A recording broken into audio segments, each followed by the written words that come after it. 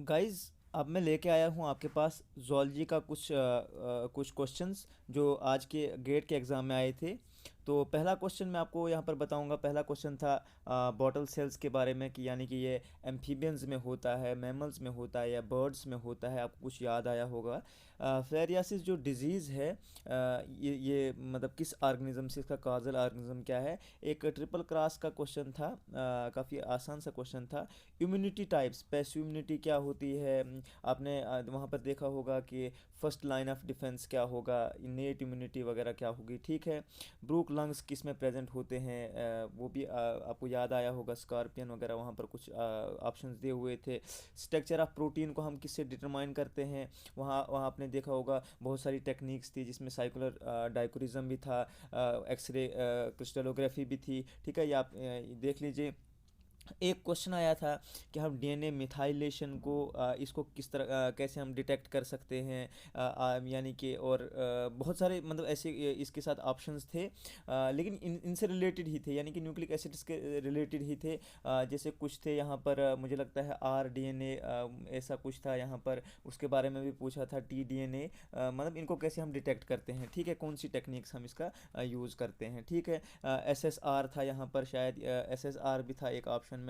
ठीक है, आपको याद आया होगा कि कौन सा क्वेश्चन है ये। ठीक है।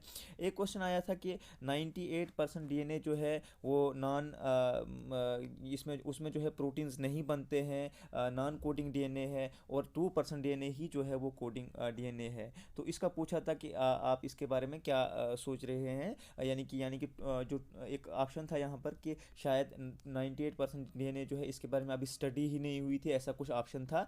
ये आप देख लीजिएगा। ठीक है। उसके बाद था एक जनरल एप्टीट्यूड का क्वेश्चन मैं यहाँ पर बताऊँगा आपको। एक क्वेश्चन था कि डिसएग्री का अगर मतलब साइनोनिम हम देखेंगे, यहाँ पर उन्होंने देखा था साइनोनिम जैसा देखा था कि अगर डिसएग्री है तो मतलब इसका जो आंसर हम बताएंगे वो है प्रोटेस्ट, और अगर एग्री है तो इसका आंसर अब क्या होगा इसके मुताबिक। यानी कि डिसएग्री का आंसर आपने लिखा प्रोटेस्ट, तो एग्री का आंसर जो है वो क्या होगा। वहाँ पर ऑप्शन थे रिकमेंडेड, ऐसा कुछ था। और मतलब आप इसका आप देख लीजिए। ठीक है, आपको याद आया होगा, आप क्योंकि इतना याद नहीं है मुझे। ठीक है। और आगे क्वेश्चंस थे कुछ। हाँ, डीएनए रेप्लिकेशन के बारे में क्वेश्चन पूछा था कि डीएनए रेप्लिकेशन जो है वो कंटिन्यूअस है या डिसकंटिन्यूअस है, इस तरह का कुछ क्वेश्चन था। और दोनों स्ट्रैंड्स में जो है वो कंटिन्यूअस या डिसकंटिन्यूअस रेप्लिकेशन होती है, इस तरह का क्वेश्चन अब आपको याद आया होगा। ठीक है। एक क्वेश्चन था जो मैं यहाँ पे लिखना भूल गया था, उसमें एक ऑप्शन था मेलाटोनिन। मेलाटोनिन। और आगे आया था उसमें टायरोसिन।